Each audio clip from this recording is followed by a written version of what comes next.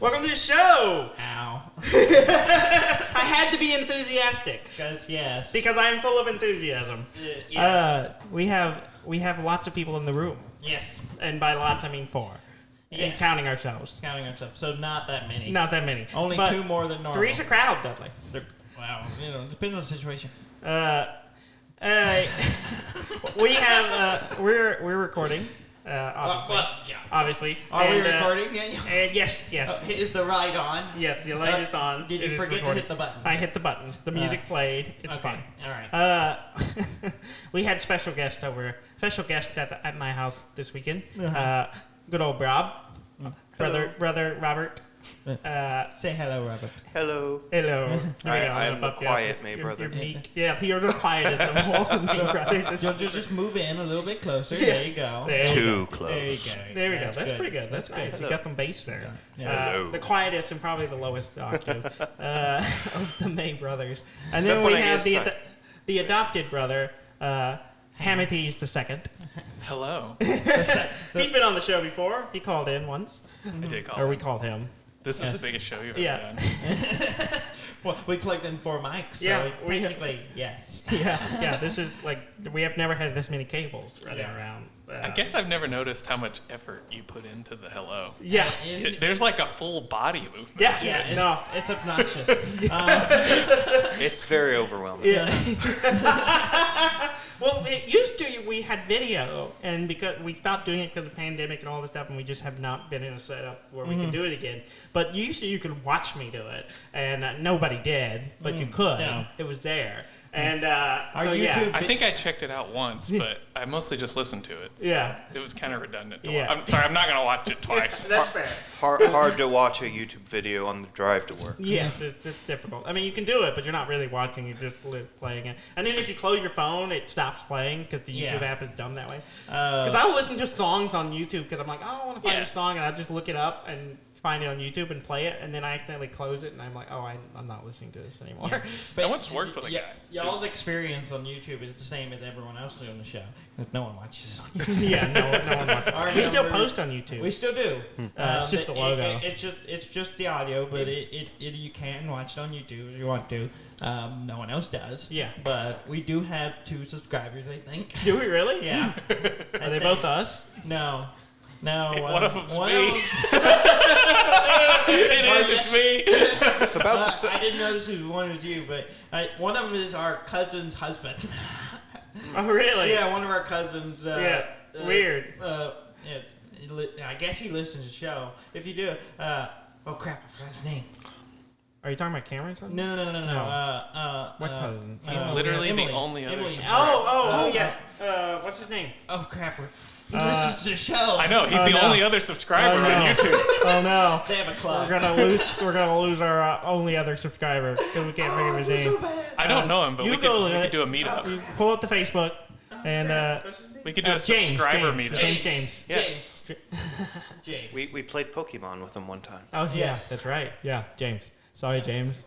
There's a lot of James in our lives, so that's why. So That's if you why- still listen to the show, thank you for sticking. Thank you for sticking with us, and welcome to the show. We have 2 other people in the room with us. We're growing all the time.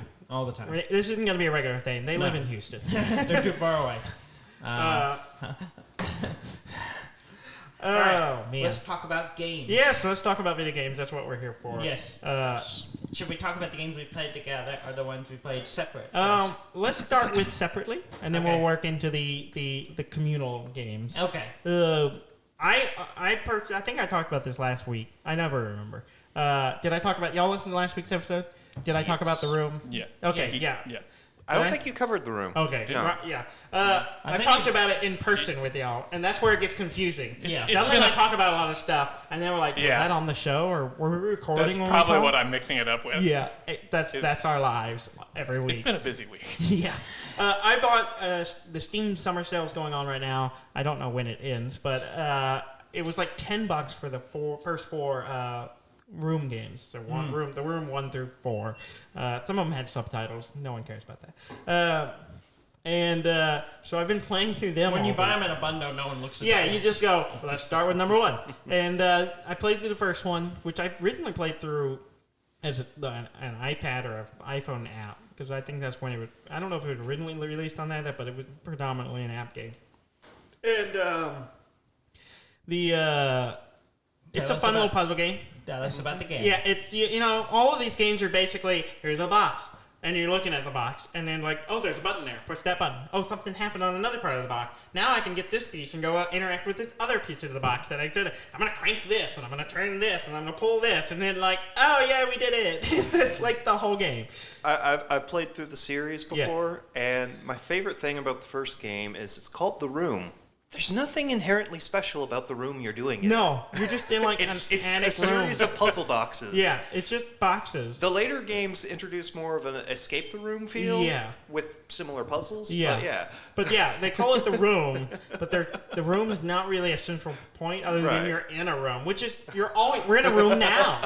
And so this is not the room podcast. All games are the room. Yeah, exactly. Unless you're outdoors. Creatively bankrupt on that one. I can come up with a name. And so I played through the first one, and then the second one is kind of... There was a committee that came together, what do we name this game? Oh, well, it's set in a room.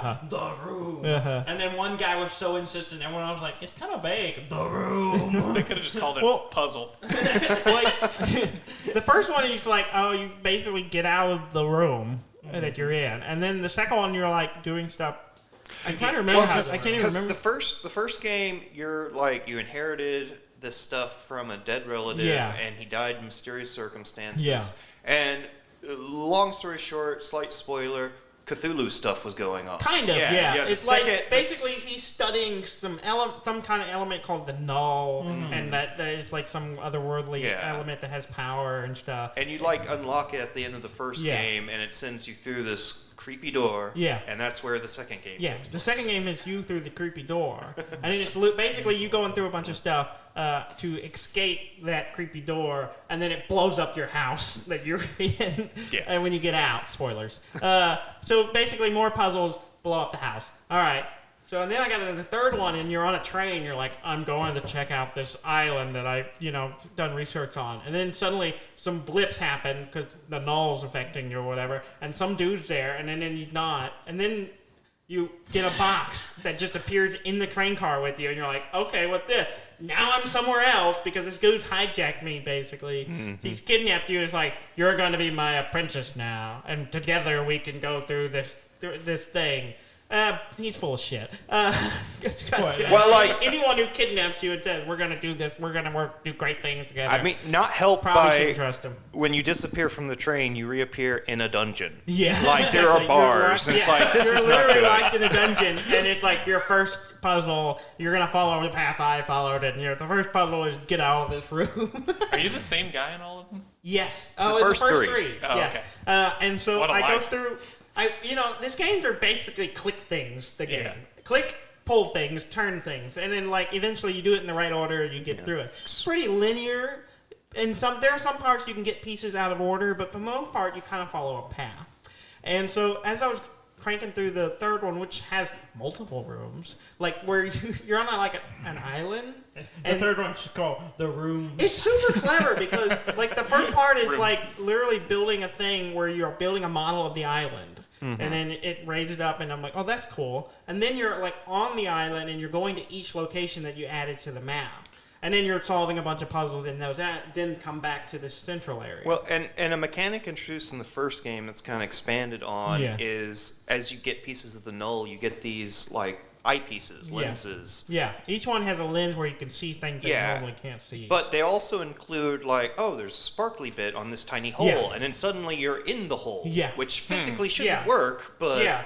So you built it. You have a model of the tower or something, or a clock tower, and then you find the clock face. It opens, and now there's sparkly things when you look at it. You click at it. Now you're inside the clock tower, and there's a puzzle to solve in there to get some other piece. Yeah. So there's layers within layers. So it's an onion. It's an onion. It's a very deep onion. It's an awesome blossom. Awesome blossom. Yeah. So it's super cool because it's much more complex, and you have a central area where you come back to, where there are rooms that kind of lead to the other areas. And I went through all this stuff, and I kept noticing little things in the central area that I was like, I need to find a piece for that. And then I would keep going, and it'll come up. Because most time it's like, I see a piece, I remember where this goes, and I go find that spot. I had several of those that I had found some pieces, but not enough to finish it. And then I get all the way to the point to collecting all these pieces, and I put it together to make this big artifact, and it opens this big, like, vacuum-sucking door in the wall. And I'm like, okay, this seems really final. But there's tons of shit I haven't done here. And so I waited, and I started just kind of exploring more and trying to figure out all these. And there were some of the more difficult puzzles to figure out. Like, there's a lot of back and forth, a lot of doing things in just the right order, or it doesn't work. And it was kind of the first time I started struggling figuring out some of these puzzles. And I finally figured out, and I end up with these extra artifacts. And then what I didn't know, because this is the first time to do this out of the series, is that I went there, and if you have all these pieces, there are 4 different endings. And so if you just ran away like right at the beginning, like I almost did, and just kept following the path like you've always done on all the other games, you basically get trapped and imprisoned and betrayed. So there's no 4th one. Well, I don't know, because I got all the pieces to do the 4th and final ending, which basically, spoilers, dumps you on Mars. Because one of the puzzles is like you're doing this remote drone that's on Mars in these alien ruins. Yes, it's at an observatory, and you're like looking at Mars, and then you like radio in, and then you like you're on a little TV screen controlling another like drone thing moving around Mars as if you're there too. And it's really it's like this puzzle. The game is cool because it just has all these like levels of removing from yourself. And I think the guy who captured you needed a creative soul trapped in order to do what you end up doing on your own and to get the real ending. Exactly. Because he's trying to, he can't do it because otherwise it like kills him or something. It'll kill him or something. So he's like using. So what you're saying is this leads into Doom. That was my first reaction. BFG division starts playing. And you open a hell portal. I clicked the button on a box, and then and you gotta get the crucible. The room sends its regards. Exactly. And they start shooting demons. Yeah, exactly. And so I was like, oh, cool. And I kept thinking, well, I'm gonna play the 4th one, thinking, it'll continue. All the other ones have continued. And then the 4th one's like, no, I'm some investigator who is sent back to the original house. And I'm like trying to investigate what's going on, and I'm fucking around with a dollhouse right now, which has all kinds of complex. There are rooms, but there's like rooms in a dollhouse. And so I'm like, I have to go into this part of the dollhouse to do this, and then go around. So I haven't finished it yet, but it's just like poking buttons and moving things around and running mechanical stuff. So they're just really like 3D adventure games. Yeah, exactly. Yeah. I won't spoil much for the 4th one, but I did like how the different rooms kind of interacted with each other a little more. Yeah, I've noticed that, because they're like, if you look outside the dollhouse, there's like pipes and stuff that run from one room to the other, and so I'm like, I need to do something over here to be able to finish whatever that puzzle is over there. So there's some interconnectivity going on between the different parts of the house. Yeah. So I haven't finished it yet because you fuckers showed up. We can leave. We'll leave you to your room. Yeah. I'm going to my room. I'm going to my room to play the room. That's code for masturbation. I played a similar game called Resident Evil. Which you had been playing for a while. I in fact, like a few weeks ago, we had Ham on to talk about it because you had. Well, I was playing 7 at that point. Yes, I had finished 8. That's when we talked about him letting me borrow 8. Yes, and so I have now gotten 8, and I have been playing 8, and I have finished 8. Yeah. And game doesn't make any fucking sense. I was like really into the game. I really enjoyed playing it. It's a really fun game to play. The puzzles and just shooting things and all the little complexities to it. But I get to the end, I was like, what? Yeah, you're like, why did any of this happen? What? And then, there's like a twist, and I don't know if we want to spoil it too much. I know y'all don't care, but... You've told me extensively about this game off the show, and I'm like, this is awful, and I don't understand what's going on. No, they make no sense. But they don't really try. They kind of lean into how dumb it is. Yeah, well, we joked about on the show, like, how you lose limbs and you just pour the magic herbs on and your limbs get reattached. But it kind of explains that? Yeah, it explains it. And I'm like... It was weird that they took the time to... It still doesn't make sense. Well, it took 2 games before they finally went, yeah, this is what it was. And they're like, oh, okay. Okay, that makes sense. I guess. But they took it to an extreme before they explained it. Yeah, exactly. Yeah. It's like, it's really absurd up until a point you're like, oh, I guess that kind of makes sense. Okay, I'm going to talk about it. So if you don't want to be spoiled, skip ahead a little bit. But... You get your heart ripped out. Eat your heart out, Resident Evil. Literally. And I'm like, oh, I'm fucking dead. And then it goes off, and you're like, yep, I'm playing Redfield now. And then you're going along. Wait, and real like, quick, is Also, his name Redfield? His name is Chris Redfield. Redfield. Redfield. Okay. Because listening to you, sometimes I wasn't sure if you were saying Redfield or Renfield. I'm like, is he like a Dracula character? He's hunting for Dracula. That wouldn't be out of place. Exactly. From what I've heard about this game, who knows? Thematically, his heart gets ripped out when he thinks his child is dead. It's true. Oh. It's very... Yes. It's a metaphor. It's very on the nose. Yeah. And then you're like, oh... So previous Resident Evil game, there's always a character that you kill many times. In Resident Evil 7, there's the daddy character. I can't remember his name. But, Is it really called the daddy character? Daddy. Jack Baker. That's his Jack name. Baker. Yeah. Baker. They're the Baker family. Why did you call him the daddy Because character? Daddy that's what everyone Baker? calls him in the game. It's like, daddy His son, or stuff like that. Okay. Anyway.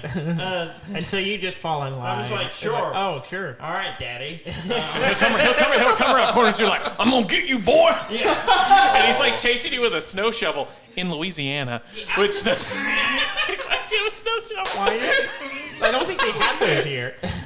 Well, I mean, there's a salt mine in the game. It's in Louisiana. Louisiana. You Yeah, can't and there's a salt mine mine. in a swamp. But anyway, Oh, This is man. clearly And the made fully by functioning people- morgue yeah. under the Well, house. it's kind of like the oh crap, what's the name of the game? Death Stranding, where it's like all of America is just the rolling green mountain hill things. That looks like Iceland. Yeah, that looks like Iceland. It's like, man, they have a weird sense of what America looks like. It's mostly cornfields, everyone. Yeah. so there's always that character, and so in Resident Evil 7, that is Jack Baker. He you kill him, he comes back. You kill him, he comes back. And then at the very end of the game, he's the final boss. He shows up again after a long stretch. Yeah. And you're like, okay, and then you finally get it.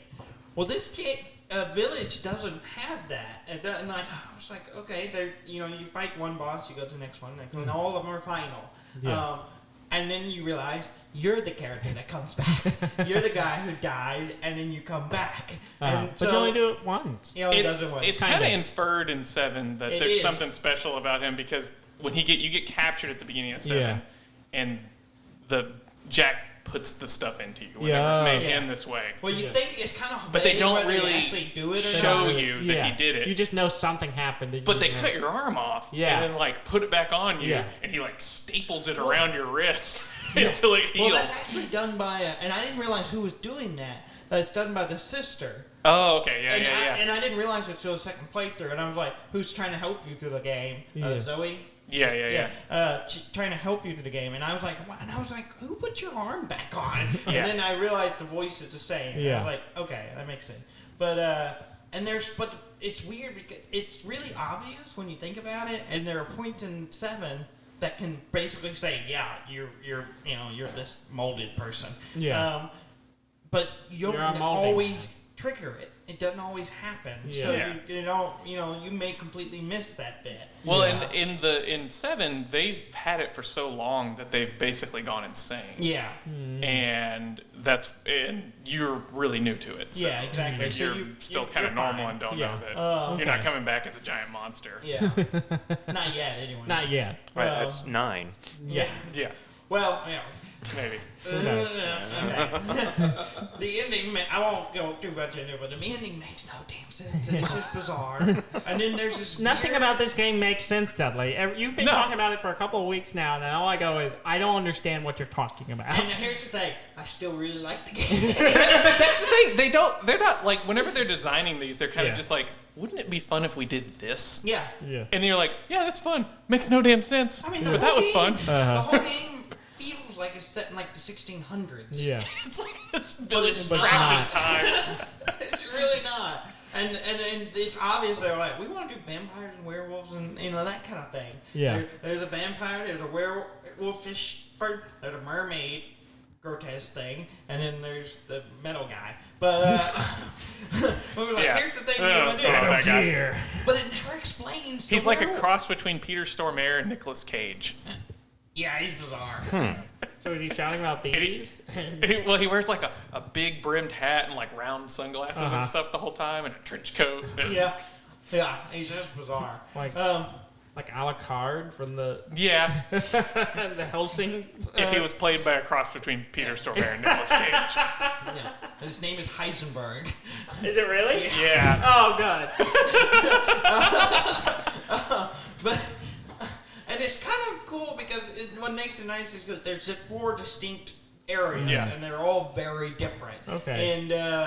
And so you go into it and you play it slightly different, and so it's nice because it has a lot of variety. But there's just some stuff in it that don't explain, like why are there wolves Yeah. that are implied Like werewolf they're people. werewolves, and they're werewolf type people. Doesn't really explain it until I was talking to Ham about it after I finished it. I was kind of watching the credits while I was texting him.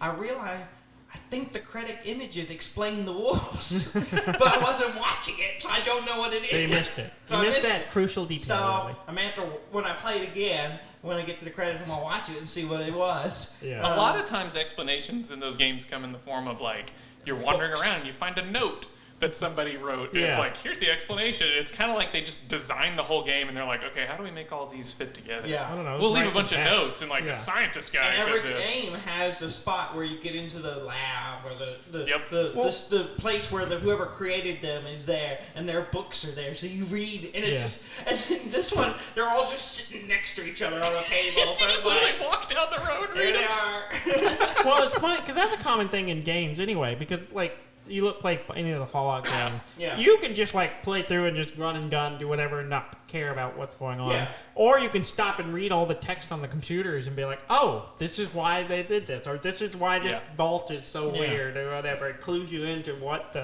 happened or why it happened this way. Right. So if you don't want to stop and read, you don't have to. Yeah. Or you can, but if you're interested, you can be like, oh, I'll read this and find out why this is the way. Why are there all the vaults full of Garys?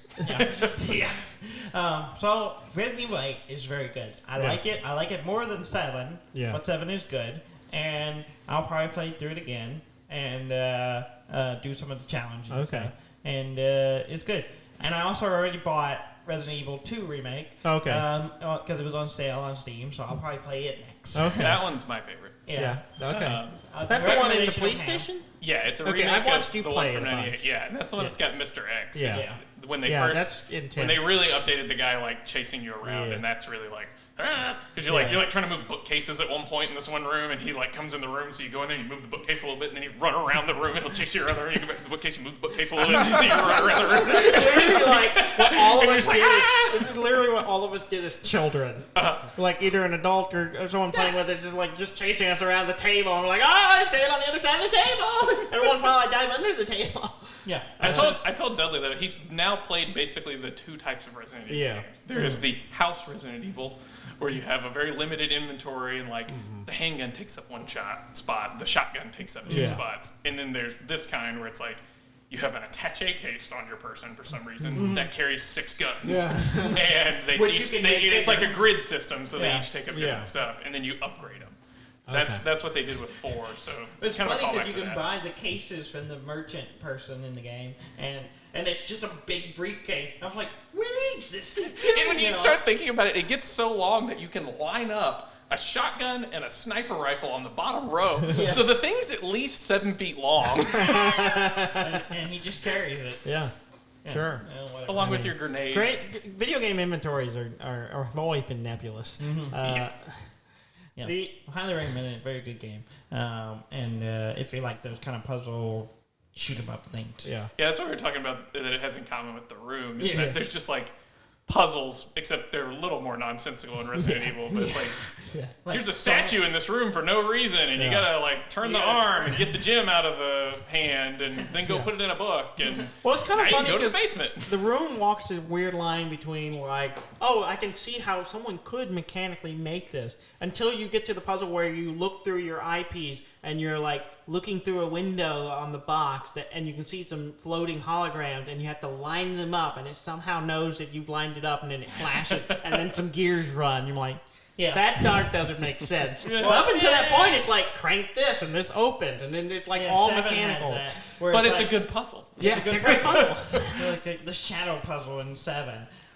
Why would someone make? Why is there a rear projector in this one room takes up so and a much little room. thing that when you turn the thing so it looks like an eagle on the wall? There's a crawl puzzle in space the room opens. that's exactly that, except it's like 4 different pieces that come out of the floor, and there's the light shining on the wall, and the shadow on the wall has to trick to look like a bird. Yeah. It's the exact same puzzle.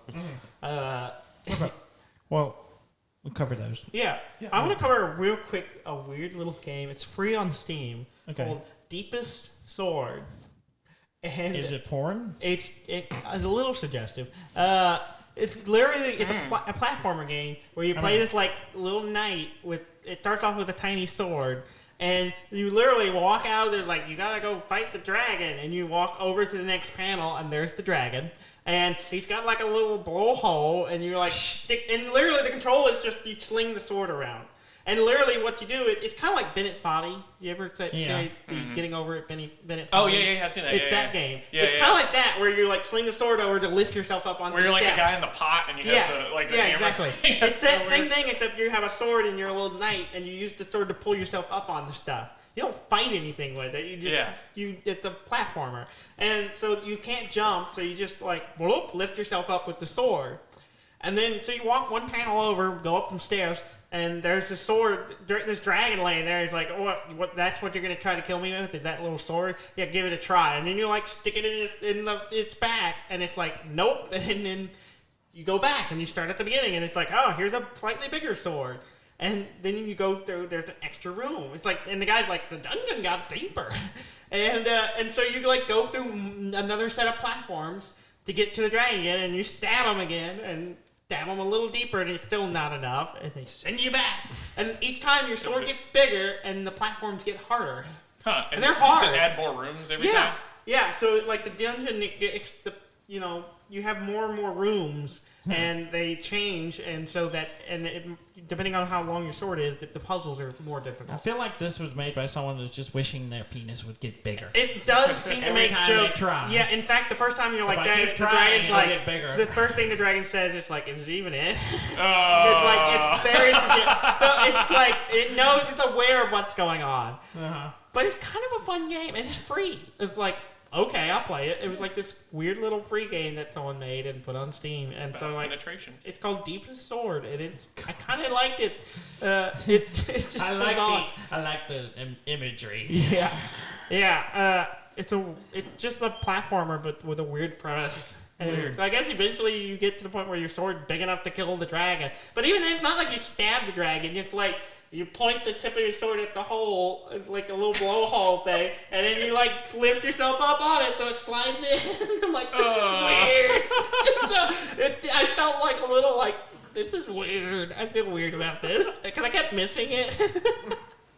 But check it out. It's cute. It's fun. It doesn't sound like it. Yeah, it's hard. Like I got to like the third level, it is. and I could not get through this one platform. I was like, "This is hard. I cannot finish this." All right. So I just wanted to mention it because I played it. I'm like, this game is so weird. You have to let other people know. Yeah, I need some other people to experience this free game. I think it's porn. It's not porn. It's just slightly suggestive. Were you slightly aroused? I mean, I can't tell. Porn. I can neither confirm nor deny my arousal during the game. It's all pixel art, side-scrolling crap. What are you talking about? Doesn't matter. Some people are into that. Okay. Art is art. Art is art, man. And porn is porn. Porn is porn, and porn is art. Me, probably. Yeah, I mean, To some degree. Technically, there's an art to it. yes, there is. So we brought you guys out and came to hang out and play some games. And so, what did we play? We played Clank first. Play. Dudley, are you having a stroke? Yes. Okay, good. We played Clank first. Yeah, we played Clank because neither of y'all had played. You had played. No, Clank. I've played I quite a never few played times. it. Yeah, Robert played it. Ham had never played before. So Ham, what did you think of Clank? It's fun. It's Yeah. cool. Nice little dungeon crawl. Yeah, it's a little dungeon crawl deck builder. Yeah. Yeah. It's fantastic. We like it a lot. We own so many copies of it. Yeah. Yeah. Y'all Well, love and it. it's one of those games that, and I really like it because it's a good game to get people into board games. Yeah. Because has complexity to it, but it also has, and it's not so overwhelming that it's like both people are gonna get the gist of it. You go get an item, you get out. Yeah. And then you just you just lay the cards out in front of you because there's no reason to keep it secret. And they're like, oh, you can do this, you can do that, and you can kind of help each other really easily. So it's a really good entry level game. I think. And it kind of teaches kind of dungeon crawl elements with the deck building and kind of teaches. It can help teaches teach a lot of game game board mechanics gaming that are mechanics. Yeah. and it works. It's just a solid game. It's a great game. That's why we own 4 copies. Well, and it kind of teaches you too about paying attention to what other players are doing. Really does. But it's very straightforward what they're doing. But there came a point where it's like, oh, you're leaving. Yeah. Yeah. I need to get out of here. Oh, I see Dan, this game, I was like, I went and got a backpack and grabbed 2 artifacts, and I'm like, I'm running out. Yeah. And they were like, oh shit, we need to get out of here. Yeah. So it's easy to conceptualize, and so I got this one of the games I really got just into. Like, okay, yeah, board games are good, and I think it's just it's a good all around game.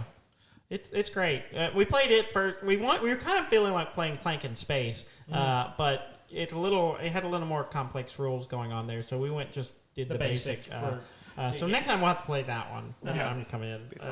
But it's a great game. We play it all the time because. And then we played Root. Yeah, we played it. We haven't played Root in forever. Yeah, it's been over a year since we played. Yes. Root. The last time we played was with Gary. With Gary when the second expansion came out. Yeah. With the mole people and the other conspiracy people bird conspiracy group. So the Corvid conspiracy. Because Robert and Ham had not played. Neither of them played. So we were like, this is a good time. Yeah. So we just did the basic layout. Yeah.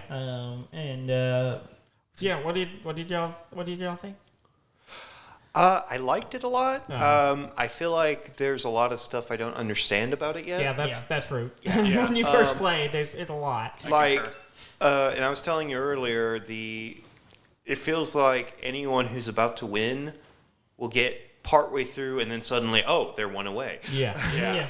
And we've learned this from playing it previously with other people, is that Root is very much of a game where you're kind of focused on what you're doing because everyone's doing their own thing because it's asymmetrical. But you have to pay attention to what other people are doing because if they start building up and start running, you're like, we need to stop them because otherwise they're going to run away and win the game. Well, and you need to know the basic function of the other things so that you can understand that they're starting to run away. Because I'll be honest, even now, even though we were playing with Robert played the Vagabond, I don't really know what he was trying to do.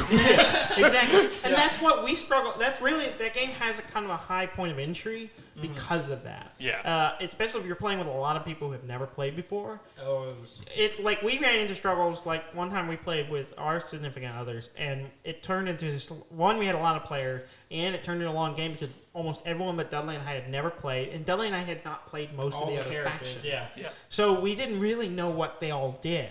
So it's not like a game where we can sit down and we can figure this out together, or one person played it, he can explain what we're doing. Everyone's doing something different, and if you haven't played those factions, it's kind of hard to wrap your head around. Well, this was the first time I ever played the Woodland Alliance. Yes. The little mouse faction. Yeah. I didn't know what they did. I didn't understand it. Yeah. Because Gary's brother always played them. Yeah. And I was just like, I don't know what he's doing. He's doing stuff over there. But now I'm like, I played it. I get it, and I kind of see how they go about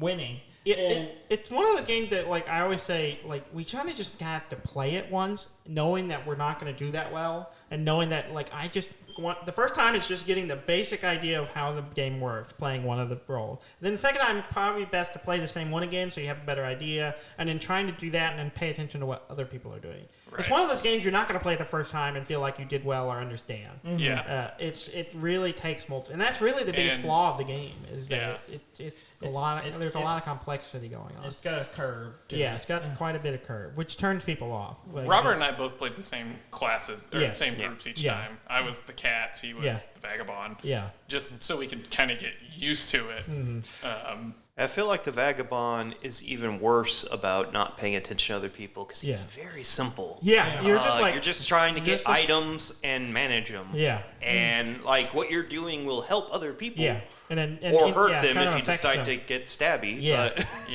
get stabby. Yeah, I'm stabby by Megabine. Yeah. Well, I hopefully when we talked about because you can buy digital versions now, which honestly might be the best way to start, so you can at least kind of get an idea of what you can go through. In fact, I bought the one on Steam because it was on sale for a little bit. It's not expensive. It's not expensive, and I bought it with the first expansion just so with the idea that I was like, maybe I'll play this before y'all come because we had talked about playing and to kind of get a better idea of what the other faction's doing, and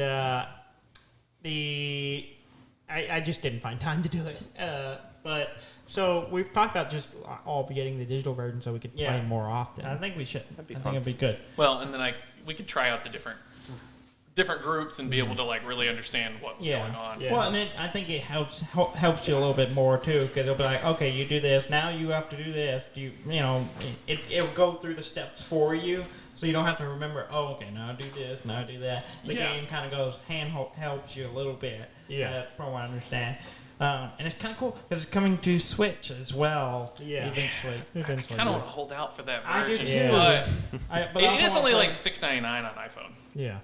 Yeah, it's pretty cheap. I bought it for I got the expansion because I wasn't going to get the game without having the lizards because I love the lizard cultists is my favorite faction, and so I paid $25 for. We can talk about that in a second. I played the second game. The first game we did, I was the Eerie, the birds, and Dudley was the mouse. The mouse. You were Vagabond, and Ham was the cat. We did it. And I won. And you won, but we were also, we forgot some of the rules on movement, and Ham and I were doing it wrong, and so we should have been able to fight you more, but we weren't. And I don't think it would have changed the outcome. I think it would have heavily influenced that. I was spread pretty thin, and trying to get not moving enough people quick enough. It made it very difficult. Yeah, and then so the second game, Dudley swapped for the otters, which is his favorite. I love the otters, even though I don't ever win with them. Yeah, I did. I think the first couple of games I won with them, but then later I'm just like, I can't win with these guys. Yeah, they're hard to play. And then I played the lizard cultists, which this is the best I've ever done with them. Yeah. But the lizard cultists are weird, and they're so you're just doing your stuff, and then suddenly what are all these lizards doing here? They just show up. Yeah, you have an ability to just pop up places, and it's really inconvenient. Well, and the thing is, with the cats, every turn you're choosing to go to battle or move things. You can do any of your actions anytime. I cannot do that. I can literally, the lizards can just, I can just plop them down at places randomly, and then eventually get enough guys there to put a garden building there. But it's one of those things. I can't do anything until I start sacrificing my own people or y'all kill them. Yes. Yeah. And then I can get guys, and then even then I'm limited to where I can do those things. Well, and that's all based on you basically get the discard. Yeah, I get all the discard. So whatever we're doing is creating what you're doing. Exactly. And then if you start popping up in places where we have stuff and we start killing your guys to get you out of there, that feeds into you too. It's pure, it's pure zealot stuff. It's they're killing us, we have to fight back, and then suddenly, for the dragon god or whatever, and then suddenly we're exploding everywhere. It's interesting, but it's also a weird. It's hard to know how to combat it. Yes. Because you're if I kill his dudes, he'll get more ability, but also I need to get rid of his dudes, but I got to get rid of the garden to really hurt them. Yeah. While there's dudes there, so you have to kill the dudes first, and it's they're just weird battle. They're hard to wrap your head around to know what to do against them. And I don't think it helped that we only really had one other faction that had armies. Yeah. With the Vagabond and the Otters, we've got half the board just kind of doing their own thing and not able to really muster a force against them once they get I will say, y'all did pretty good number on me when you did start biting me. But we had to team up. Yeah. And the thing is, it's like... Which I took advantage of a little bit. Yeah. Yeah. Well, the thing is, it's like, if I had not... there's a call... It's called Royal... Royal Decree or something like that. There's a card that's like super powerful, but basically you have to have 4 craftable resources to craft it, and then during the beginning of your turn, you can discard it to gain a victory point per clearing you rule. Mm-hmm. And I managed to pop that card off where I had 7 clearings. And so I went from like the middle of the scoreboard to toward the end, and then I was able to do the rest of my stuff to win. Mm-hmm. Like if it wasn't for that, I would have taken me another 2 or 3 extra turns. Yeah. And y'all are starting to figure out, hey, we need to do something about this. Yeah. And I think me having that was able to get me out ahead before y'all jump on me. Yeah. And if it wasn't for that card, I would have struggled because y'all would have started beating me up, and I would have then like slowed way down. I should have bought that dominance card from the Otters sooner. Yeah. Dudley had that one for sale. Yeah. If I had bought that earlier, I probably could have done it. Yes. Yeah, because you bought it, and I'm like, oh, and I immediately I was like, oh, he already has that. But he has to wait till the next turn to be able to use it. So like, oh, it's too late. It's at the start of your bird song. Yeah. You win. Yeah. Mm-hmm. So it's like, well, crap, I can play it now, but I got to go through one more round. You have to play it during daylight. Yeah. And so you cannot do it that turn. You have to play it down, and you have to go around. Everyone has a turn to basically stop doing it. Yeah. And those are hard to do. I'm sure it is. Yeah. But you had a pretty good shot at it, because there wasn't a lot in those clearings. Yeah. Well, what I did the second time, too, and it was the only thing that was really way I was able to hold you back at all, was the cats start so spread out. Yeah. I just started, like, immediately pulling cats back and doubling them up into places and trying to just shore up the edges and like, okay, I'm just going to defend this area. Yeah. The problem with that, though, is I wasn't able to put factories in a lot of places to where I could build a mix of different colors. Yeah. Uh-huh. And all the cards Rob was getting that he needed were the opposite colors of mine. So I couldn't help him at all. So, like, we weren't able to really function together. I controlled all of, was it the bunny clearings or something like that? Yeah. Yeah, I had all of them. I was like, oh, I pretty much run away with controlling all. No, it was the mouse clearings. That's what it was. And I was like, oh, I have a lot of these. And Rob had, I think, mouse stuff, right? Yeah. I had a good mix of mouse and fox stuff most of the game, which made it really difficult and not helped by the fact that, you know, Vagabond's thing is he needs items to get victory points, but you can only carry so many unless you get bags, and I could not get bags. No one was able to craft bags. All the bags that I drew needed, I think, like mouse clearings, and I didn't have factories in mouse clearings. And I had pretty much filled up with everything with gardens, so you had to like come in and kill the lizard and kill the garden before you could build stuff there. And you popped up a few times in places, and that would make me spend my entire turn just getting you out of the place that I popped up, because it's like, crap, you popped up in the place where I have my one of 2 factories. I was purposely doing that because I was just like, I'm going to just start sticking these guys in his space, so he'll be like, no, and kill them, and then I get out. And it feeds back and to you. And then I can use them, and I'm like, oh, if I just start poking him in places, he's going to be like, get out of here. And I'm like, oh. And that's the benefit of you knowing this is the best I've ever played the Wizards. I know. But I'm saying that I think if we played more, especially if we get the digital version, we play more often, we'll all learn the classes, we'll understand what and be like, oh, shit, Dan's gearing up. We need to stop him. We gotta watch him. He's gonna be doing this. We gotta watch him. He's gonna be doing this, and you kind of understand what everyone does. And then the Otters are kind of like the people that have to watch what everyone's doing. Yeah, you did really well with. I did good this time because I realized they're gonna need mercenaries. So I was just like pouring mercenaries on the board, and I was like, and then I jacked the price up. And I was like, y'all want this? And then putting him where you could. I paid him. You paid him a lot, and like just killed a ton of my lizards. I'm like, and I was trying to get you to do them. And I was like, you should do it too. I was like, I didn't want to spend my alkalies to do battle. That's why I was like, I need to use them to convert stuff, and because I was trying to gain ground, and so I didn't want to waste time fighting him off. And I was like, I could just let him fight and kill my guys, and I'll get more alkali. Yeah. I was curious, when were you going to be able to start transitioning that payment into victory points? The way it works is if any money I don't spend in a turn stays in the funds, and so if I have a trade post on the board, I can I gain victory points per 2 warriors in my funds. Okay. Which I was working toward because I'd gotten 4 from him. I had like a 6 from him and a couple from him. So I had 8. So I was like, if I can get this, then I'll make 4 every turn. Yeah. And then if they keep buying stuff, I'm just not going to buy anything, not spend it. So if I don't use the warrior, they just sit there and then I build up. And that's kind of their thing. They start out slow. He builds up a bank account and collects interest. Yeah. Literally, it's called dividends. Yeah. Yeah. How does the vagabond pay for stuff from the otters? Same way, items. Everything the vagabond does is based on exhausting items in their thing, Yeah, which so I think he would exhaust the items, and then I would just use my warriors to go in my funds or my payment box.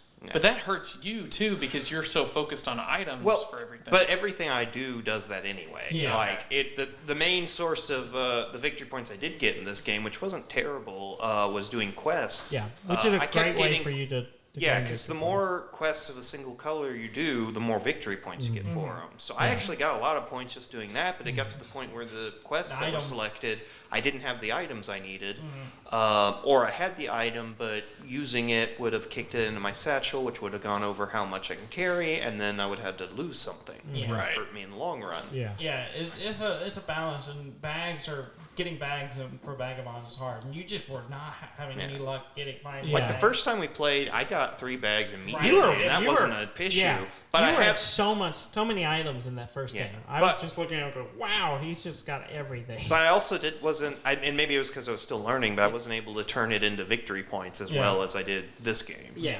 And a lot of it is. And that's where the more you play it, the better you learn it, and you'll just keep doing it, and that's why.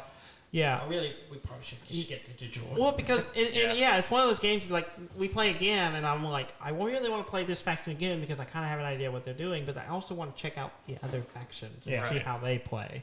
I think we were right though that we probably shouldn't have done 2 kind of passive groups. Yeah. Like we wanted to stick with Rob playing vagabond, me on cats. And y'all wanted to play your 2 things, but then we only had 2 big armies on the field. With him being the lizard, I should have dropped the otters and should have played one of the other like the Eerie warrior heavy. Maybe the It does occur to me, maybe if I had taken up your offer and actually also bought mercenaries to fight Dan more often, maybe that would have helped. And that's the thing. It's like, depending on who's playing, you have to kind of adjust because, we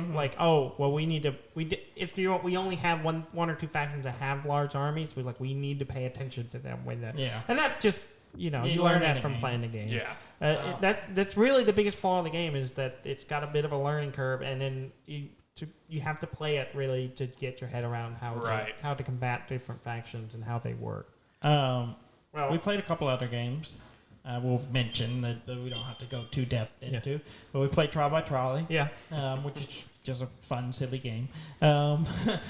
Just a question, what your choices based on who you think should die, and judge each other. And judge each other for it.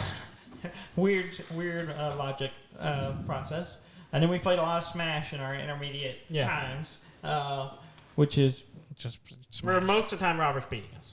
No, not as often as I expected, though. Initially, I was kind of running away with the game. Then we did a team up where it was me versus 2 people, and I didn't win at all. That was kind of unfair. It was okay. It was a challenge for me. Y'all were having more fun. It was a nice break from you just constantly winning. I'll give you that much. When we got 4 people, when we got 4 people free for all, and after I think y'all got refamiliarized yourself with the game, it got a little more even. Yeah. I think all of our points started getting closer together too. Yeah. I have a problem in that game. I just fall off. I'm just like something happens. And I'm like, I lost my character. Oh, I'm falling. Well, I think it's the characters you pick too, because you use a lot of the kind of fighting, brawling people, and JRPG people, and they don't seem to. I've only played them very briefly, so I don't really know. They seem to have less of the I have to save myself, and if you're not really paying attention, you can lose them really quick. I try to pick whenever I pick a character. I always try to at least find one that has the kind of like dash up B. Yeah. To where when you push up and B, they shoot up. Yeah. But you play Kirby. Yeah, you fly everywhere. And like Kirby's just like, okay. Yeah. Like I'm off the map. Guess I'll come back. Yeah. It's really. I like Kirby, and so Which is probably the reason I like playing Ness.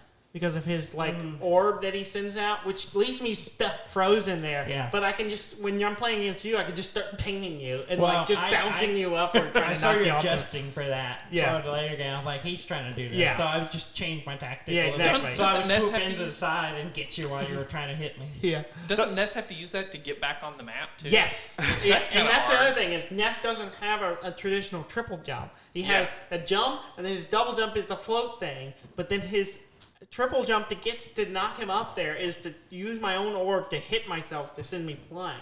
Which, by the way, if I can hit somebody with, it is devastating. Yeah. And I rarely get it, but every once in a while I will throw myself into someone and they go flying. Yeah. And it's amazing. But it's hard to do. And it's very timing contingent. And a lot of his stuff is like just having good aim and then like getting things in the right place at the right time, which is why I like him. I like him the most. I can kind of stand back and try to like figure out, okay, when am I gonna throw a little thing to set you on fire? When am I gonna, use my orb to just absorb energy? And he's my best character, but he's just so different from everyone else. I'm fine. I do best when we're playing with 4 players. Because you just fly around. There's enough chaos where I was like, well, they're all bunched here. I'll slam down. I'll get at least one of them. You always do the slam down. If we are actually paying attention to you, it's really easy to just move away and it hit you when you come out of the rock form. Yeah. Yeah. And it's like, all timing. That's the whole game. But there were several games where I would have a ton of KOs and I'd still lose because you're just like over there and you wait around and you shoot us off But the map.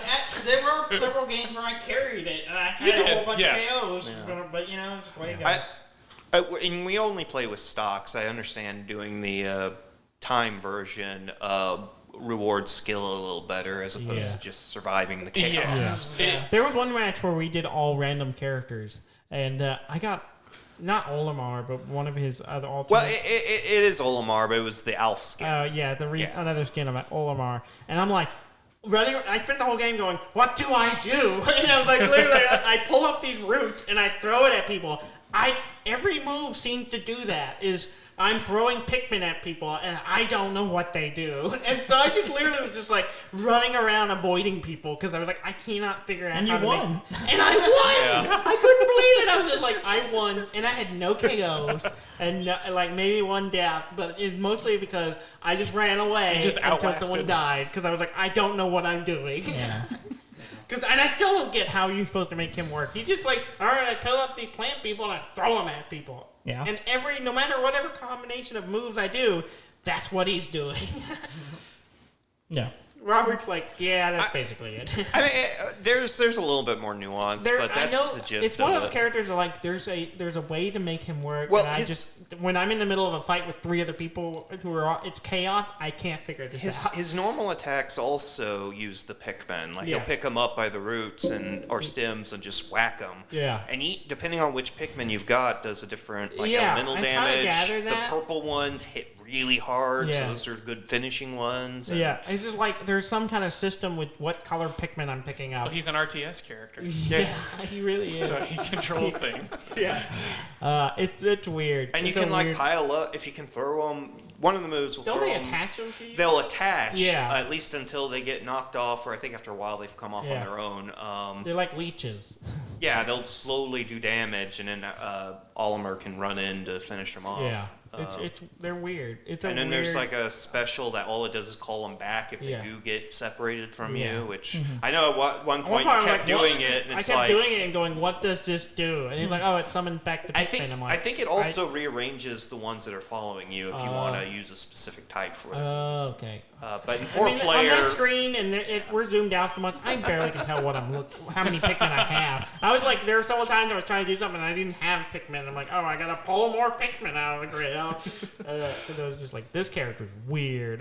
This is nothing like my normal playstyle. Yeah, it's like I don't think I can ever play. It's like, oh, this character requires doing some setup. Yeah. So like playing Minecraft Steve, I was like, this sounds awful. No. I was playing Steve against Graham at one point, And there were several times where I'm like, oh, I'm out of materials, and he's chasing me down, so I can't mine.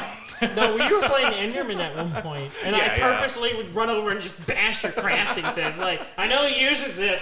See, that's actually not too big of a handicap, because I can summon it back really easily. But just keeping the pressure on so I can't mine. So you have to keep doing that. On him, he can't do anything. I ended up playing as Terry a lot. I'd actually never played that character before. And I did pretty well with him. I think one of the 2 times I won with him. I never used him before. I think he just matched the style I like to play with, where he has like his neutral B as he shoots out like fire on the ground, but then when he gets in close, he hits really hard with his normal punches. So you just build up percentage that way. Yeah. I really enjoyed Kazuya, the latest character in the game. Never going to master that character. Because, like Terry, he's got 4 command inputs to hit harder with some of his specials. Kazuya's got 3 pages of different special command, like fighter-type command inputs. And supposedly they can chain together as combos and work really well. But I can't remember half of them. Yeah. I'm just doing the neutral What A you do is one just go play over and Tekken over. for a few hours. Pretty much. A few hours? Okay, a few weeks. And then come back. And then come back. And then come back and play Smash. I'm like, I got this. Wait, is that character from Tekken? Yes. Yes. Oh, I thought it was a Street Fighter character. I don't know. Tekken. It's been He's too long Tekken. since I've played any of those games. And it's really hard to motivate myself to learn the different combo attacks because his devil laser's right there, one button away. The funniest thing was when you used that, and Dud was playing as Kirby, and it just shot straight over his head because he's little, and because he's like twice his height, that it comes out of his like eye, so it just went, and just went straight over him. And you can angle it to hit short characters, but it got so hectic I didn't even think about that at the time. Because I think it was just y'all. We were watching it, and you just like, Anyway, I was like, okay. Did we play anything else? I think that was it. That's all I remember. Did we have any news for this week? I do have a few things. Do you want to play? Let's play the news.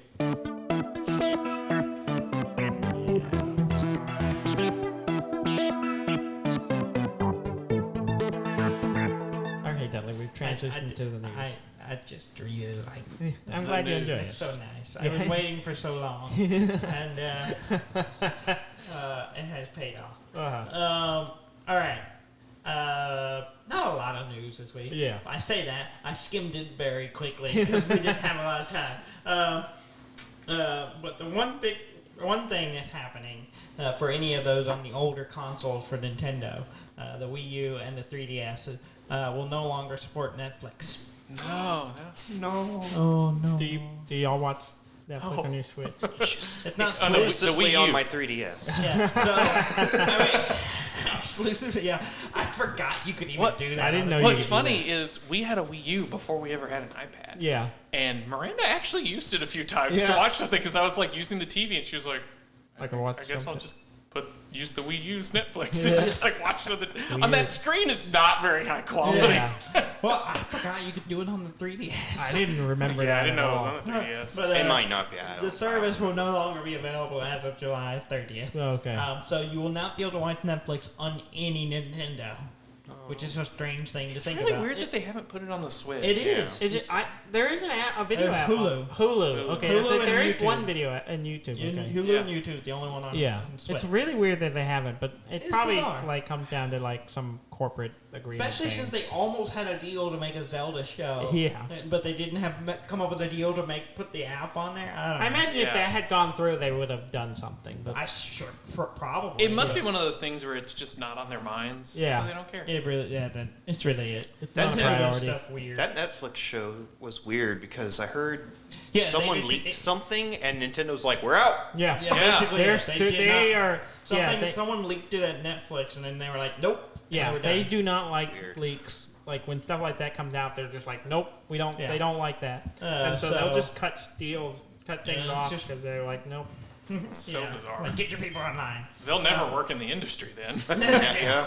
Yeah, No. especially any Mario. kind of They've video never production. made any, Any video films or besides animation. Super Mario, probably, of their IPs. So, they're apparently making the Skyward Sword HD, the remaster on Switch, less annoying. Yes. Apparently, Is it like, annoying? I don't know. I haven't played that one. I haven't played Y'all those games. played it. Yeah. Yeah. It did a lot of experimenting, and not all those experiments played out. That's a really polite way to say it. Like, I respect what it did. Not a great Zelda game. Is Not it like, bad, is it but like part of naughty well, a little bit? Yes. That's that- one of the things. yeah. You have this kind of like spirit of your sword that's your Okay. assistant, but she's very robotic in her mannerisms and stuff, and she has a bad habit of telling you how to solve a puzzle before you've barely recognize there's a puzzle there. Yeah, you like walk into a room and she's like, "Hey, Link, blah blah blah blah blah." And you're like, "You didn't need to tell me." Yeah, so shut up. Well, the way they It's like having that someone watching you play a game is pointing out how to solve now a instead puzzle. of it just automatically telling you, it has like a blue or there's an indicator. It's like so if you Yeah. want it, Nice. you can ask. Yeah, More the- like Navi. the sword, Yeah. the hilt Yeah. flashes. That's Yeah. Lets you know to if Hey, you want to talk hey, to I her. can tell you how to do this. But shut up, I'll figure it out. Shut up. They So- changed another thing in it too. Yeah, there was something I So was like- I watched the video. You know how in old Zelda games, anytime you find an item, no matter what it is, rupee, like Yeah. an acorn or something like that, he'll pick it up and he holds it up to the camera Yeah. and it tells you what it is. Yeah. After the first one, he doesn't do it anymore. Thank God. Oh, even if In you've that already... game- If you've already found like a rupee or whatever Yeah. this item is, the next Yeah. time you pick up that type of item, It doesn't keep doing it. it doesn't. I don't know if it did Put it it with in front the of the screen. rupees, but But there was yeah. a lot of collectible stuff you could craft to upgrade your weapons. Bugs and all And sorts of every stuff. time It's you got- got one, it's like, you got this random bug. And it's like, I know. Yeah. This is the dozenth one I've gotten. Yeah. Right. Yeah, they changed it, thankfully. And that's a problem with all the old Zelda 3D Yeah. games. Yeah. Is anytime you pick something up, it's like, just like ta-da! he turns around, you got to watch a 10-second animation, and it plays the music, and he points at the screen. I it's like it if it's the first time you've gotten Yes, it. first to time. explain it. Cut it off. Yeah, everyone afterwards. enjoys that you found the thing. Few other things that we don't have a whole lot of time, but the dog that the Fallout 4 meat dog meat was based on died. Oh, Yeah, and That's apparently, like they really based the dog character and all the stuff was really based on a real dog. Interesting. And so that dog is no longer alive. His name was River. So I'm sad now. yeah, sad. No, I was going to end with that, but I thought, oh, we'll go through that other way. so we can be sad. So we for can the be rest of the sad news. while I talk about PlayStation. Now I'm sadder. Apparently, the old PlayStation 1 logo is three-dimensional. Yeah, I saw that. Yeah, it's really weird. It looks like a 2D thing, and no, it's actually Well, no, like it's an P actual and a model. S. Oh. Yeah, When like someone there's hacked that depth. screen and rotated and it's actually a camera. It's not just a Yeah. video that plays. Yeah, it's a three-dimensional object. Yeah, Yeah, And the logo. and they rotated the whole thing, so like all the text moved and stuff, and it's like, oh, It's I know it was it designed really, to look like it was Yes. 3D, Yeah, Because but it I didn't actually know- is. It actually But is. Okay. Yeah. and it's not just a video. Yeah, that's what's It's weird something the to me system is, like, actually they didn't does. just make a graphic on. I understand making a 3D model to make the video, Yeah, but no, they just render the thing. it renders it right there. I It's mean, so it's weird. pretty simple, but Yeah. it's really strange. Also, the It PlayStation. explains that they're video game makers, not video makers. Yes. 'Cause Yeah. if it were me, I'd be like, I've made this. I'm not gonna waste resources rendering it every time. I'm just gonna render it out, and there it is. Play the clip.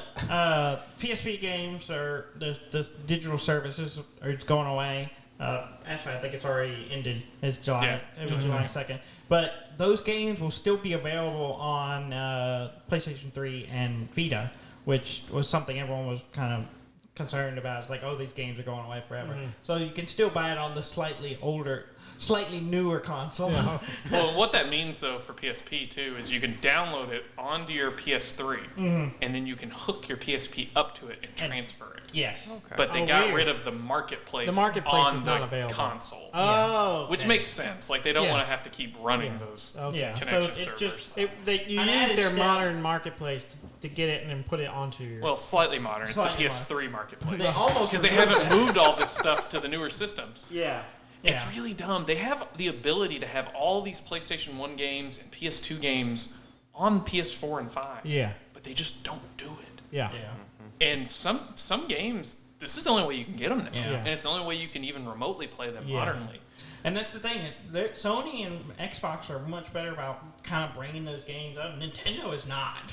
Well, because Nintendo always has a plan to sell it to you at some point. Yeah. Which is fine, but then- then there's some of them that just don't bring forward. And I never thought they were going to come out with Advance Wars again until they suddenly were like, oh, they're remastering it. Okay, Right. here's some money for Lost me. to the DS. Yeah, or I, was like, whatever. I just thought if I ever want to play that, I'll have to. Basically, I end up playing clones like War Groove and Tiny Metal and stuff like that. Up until it was like, now I can get the real thing or a remake of it. And of course, there's a Metroid game coming out this year, and this would be the time that you think Nintendo would invest in bringing forward the old ones, and then you still can't play them anymore. They're not, they are on the Nintendo Online one, or at least the original Metroid and Super Metroid. Yeah. And like, I have a Wii U where I downloaded Zero Mission and Fusion. So part of me is like, I guess I'll hook up the Wii U. Yeah, There's a lot of late additions to the marketplace on the Wii U and the 3DS. Yeah. That they just dropped when the Switch came out, and it's like, you could at least put it on the online. Yeah. Right. Or make another marketplace for us to buy them on there. It's strange. Because people would buy it. Yeah. If they put them on there for $15, people would buy them. Yeah. And they're probably not worth $15. No. But you get the hardcore fans, they're like, I really want to play that game, but I don't want to dig out my old console. We'll pay for that. Yeah, Just for the updated. Also, the old Sprite games are like a couple hundred megabytes. Yeah, not big. It doesn't cost anything to host these on a server. No, it doesn't. It's just a weird. And they're already doing it for the Nintendo and Super Nintendo games for the online subscribers. And I think those games are so small was why they made them just like, it's streaming, essentially. Basically. Yeah. Well, the last thing I had. we have something else. Is Blooper Team and Konami are announced that they are partnering on a game. And of course now everyone's like, oh, Silent Hill. Yeah. It probably is. Probably is. But they haven't officially announced it yet. So maybe a Silent Hill's in the works. I mean, after another IP, another horror game from Konami. They have 3 IPs at this point. Yeah. But after Bloober Team made The Medium, which seemed to be at least aesthetically a love letter to Silent Hill, and they got the Silent Hill music guy to do the soundtrack for it. What else? It would be weird if they didn't make it. Yeah. They hired them to make a bizarre. Castlevania game. We made a new IP for no reason at all. For our slot machines. Yeah. It's weird because occasionally they'll do something. Like 2 years ago, they did a Castlevania Anniversary Collection. They had like 10 games in it. Yeah. And it sold like crazy. And people loved it. And it's like every once in a while they'll just decide to put something out. Yeah. It's a strange company. It is a very strange. All right. Well, we went over a little bit, but that's okay. That's fine. We had guests. Biggest show ever. Let's keep it going now. But listeners, please go to our website at dudndan.com. That's DUDNDAN.com. And like, comment, subscribe, do all the things. You know about it. You hear everyone else tell you to do it. And just do it for us. Do it for us. You don't have to do it for everyone else. But do it for us. That'd be nice. Do it for me. Write us a review if you feel so inclined. And thank you very much for listening. I'm Dan May. And I'm Dudley Man. This has been Dud and Dan.